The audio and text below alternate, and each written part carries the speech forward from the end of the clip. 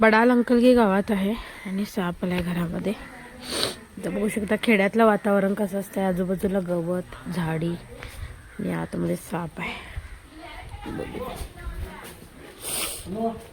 या का गडबडी माडा तिरी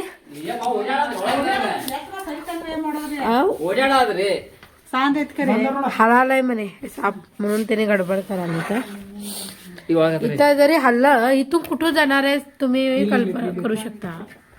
इथून कुठं जाणार आहे साप तुम्ही. उगाच लोक गडबड गडबड करतात.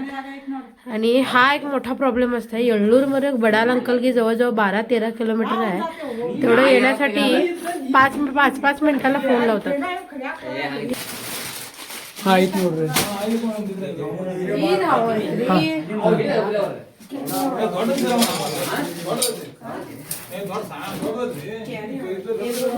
साप कसा आहे आणि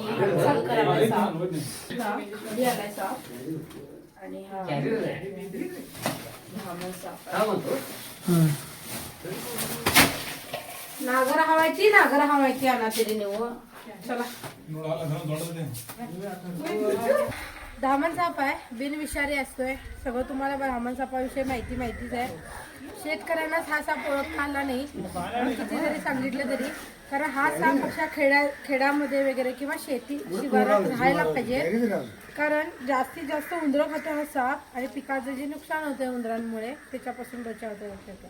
घरामध्ये आला साप घरामध्ये आला म्हणजे पकडावं लागतं. कारण साप म्हटलं तर भीती. पण असे साप आपल्या आजूबाजूला राहिले तर ह्यानं जर इथली उंदरं कव्हर केली तर विषारी साप जो येणार होता त्या उंदरांना खायला जसं घेऊनच आहे ते साप याचा धोका कमी होतोय.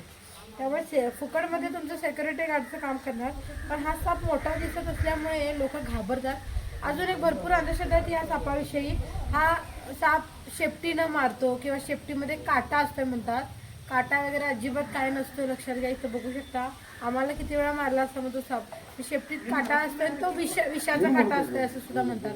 अजून एक हा साप असंच गाय म्हशीला पायाला असं विळखा घालून इथं लपतो. गाय म्हशीचं दूध पितं म्हणतात. आता बघू शकता इथं जवळून दाखवते मी.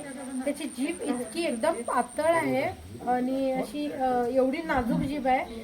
हा माणूस म्हणजे धडधाकट माणूस सुद्धा गाय म्हशीचं दूध काढताना इतकी ताकद लावायला लागते.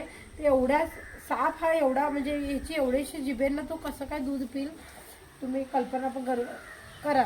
म्हणजे त्याच्यावरती जरा विचार करा. उगाच लोकांनी अफवा पसरवले त्यामुळे आपण सुद्धा तेच एकमेकांना सांगत होतो तरी मग सगळीकडे अशी अफवा पसरते. लक्षात घ्या. हा साप विनाकारण बदनाम आहे. पूर्णपणे